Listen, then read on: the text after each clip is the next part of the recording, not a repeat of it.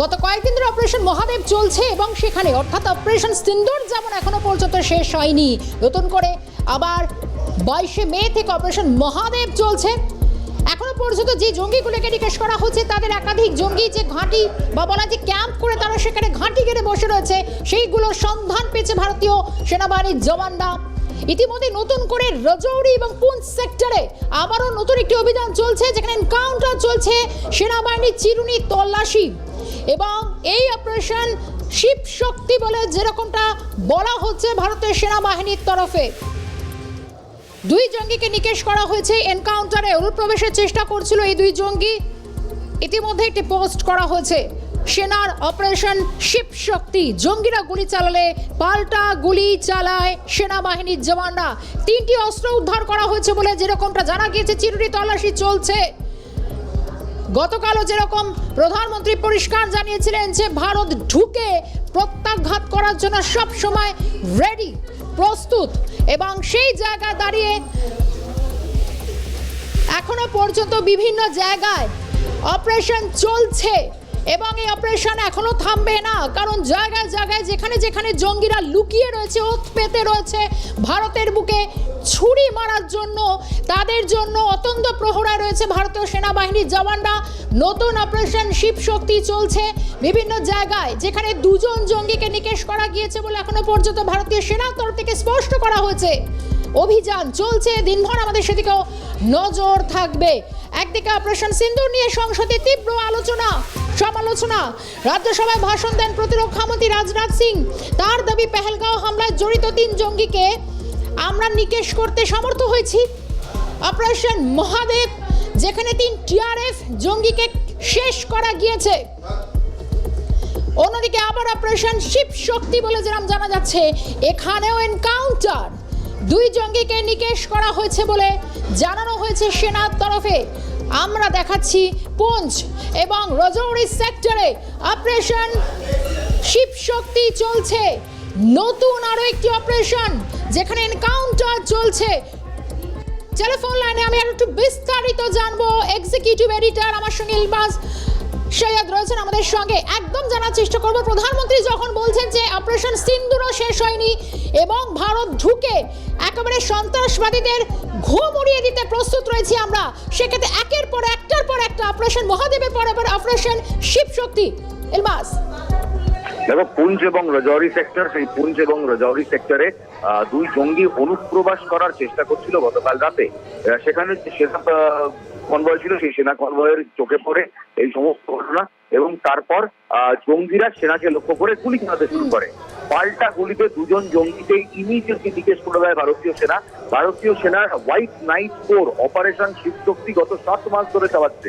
বিশেষ করে Pir Panjal range, Rajouri, Poonch sector, এই পুরো সেক্টর, যে সেক্টরে অনুপ্রবেশ প্রচন্ড হাই, মানে রেট অফ ইনফিলট্রেশন প্রচন্ড হাই, সেই সমস্ত সেক্টরে কিন্তু ভারতীয় সেনা অপারেশন শিব শক্তি প্রায় মাস 7 আগে লঞ্চ করেছিল। বড় সড়ো সাফল্য।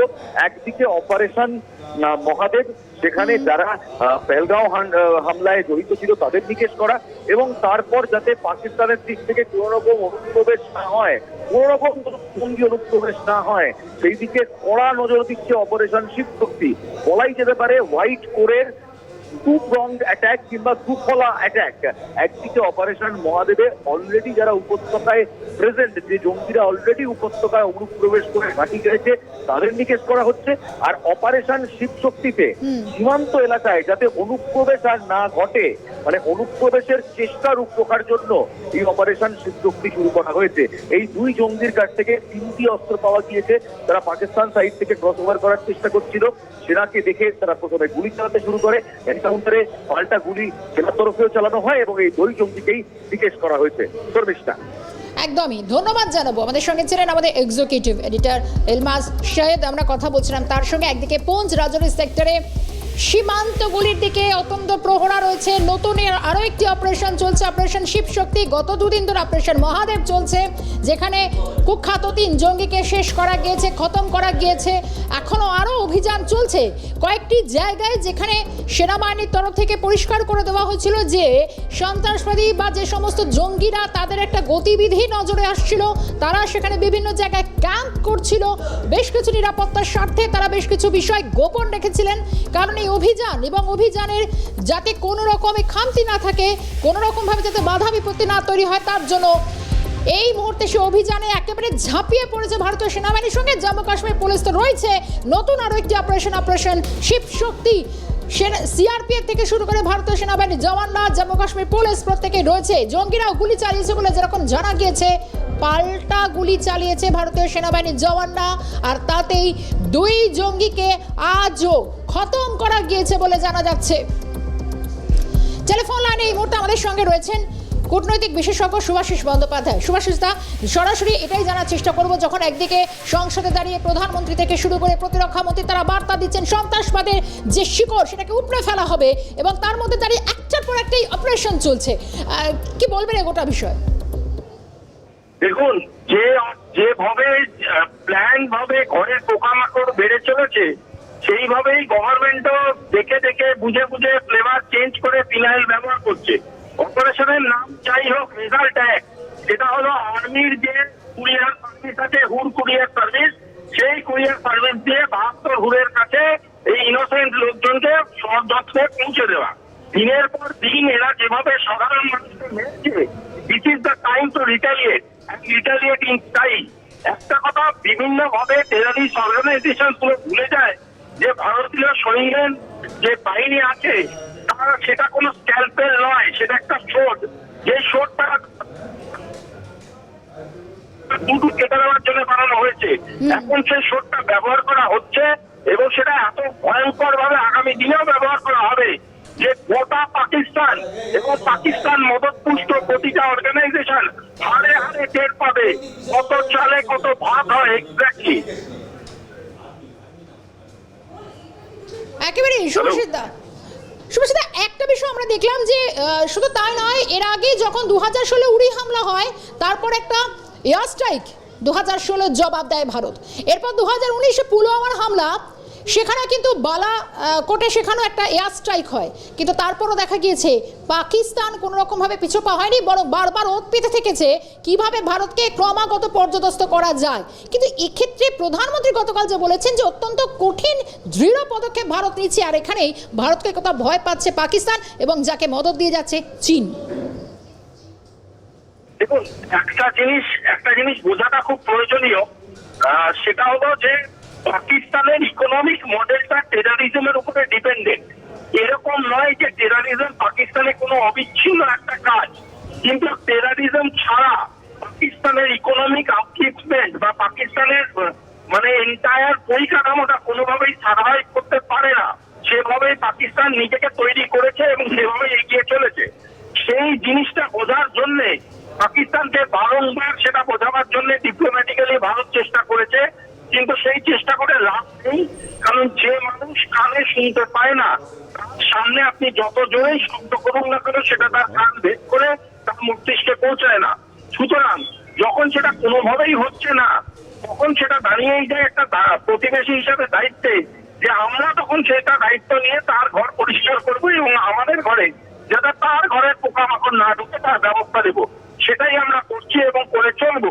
শুধু তাই নয়, পাকিস্তানকে এভিডেন্সিয়ালি এক্সপোজ করার কাজ যেটা ভারতবর্ষ শুরু করেছে, সেটা আরো পেশে হবে এবং বিশ্বের প্রতিটা দেশ পাকিস্তানের আসল মূর্তিটা দেখতে পারবে, জানতে পারবে উইথ এভিডেন্স।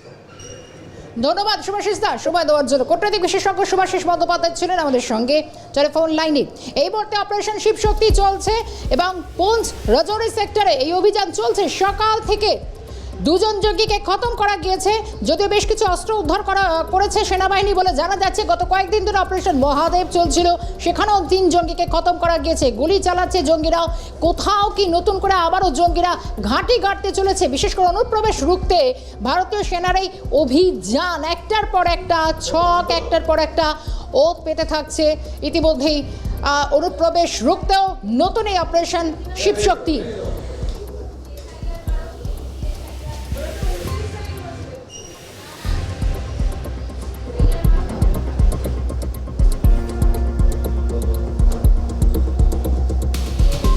একদিকে আজ যেরকম পুঞ্চ এবং রাজৌরি সেক্টরে নতুন এই অভিযান চলছে, অন্যদিকে গত কয়েকদিন ধরে দুদিন ধরে অপারেশন মহাদেব চলছিল। এবং শুধু তাই নয়, গতকাল সন্ত্রাসবাদীরা ঘুমোতে পারে না, ভয় ভয় থাকে, একথা যখন বলেছেন প্রধানমন্ত্রী নরেন্দ্র মোদী। এবং কোথাও কি এবং যেভাবে পাকিস্তানের নাম নিয়ে পরিষ্কার আরও একবার বার্তা দেওয়ার চেষ্টা করলেন, শুধু তাই নয়, আমরা পাকিস্তানের সঙ্গেও এখন লড়ছি, আমরা চীনের সঙ্গেও এখন লড়ছি। গতকাল গোটা বিষয়টা স্পষ্ট করেছেন প্রধানমন্ত্রী নরেন্দ্র মোদী এবং একই সঙ্গে পূর্বতর কংগ্রেস সরকারকে তুলোধনা করেছেন। কারণ একটা সময় প্রধানমন্ত্রীকে বলতে দেখা গিয়েছে যে একটা সময় সন্ত্রাসবাদীরা তারা হামলা চালানোর পর তারা নির্বিঘ্নে থাকতে পারতেন, কিন্তু এখন সময় বদলেছে। আর এখানে দাঁড়িয়ে কোথাও আরও জোরালো বার্তা, এবং তারপরে দেখা যাচ্ছে একটার পর একটা অপারেশন চলছে। একদিকে অপারেশন মহাদেব এবং তারপর একই সঙ্গে অপারেশন শিবশক্তি। একটা ছবি আমরা দেখানোর চেষ্টা করছি। অনুপ্রবেশ রুখতে ভারতীয় সেনার এই অভিযান চলছে। 22 এপ্রিলের বদলা 22 মিনিটে নিয়েছে ভারত। অপারেশন সিন্দুরের উল্লেখ করেছেন প্রধানমন্ত্রী। আগেও সন্ত্রাসবাদী হামলা হয়েছে, কিন্তু এখন অনেকটা পরিবর্তন হয়েছে এই অবস্থার।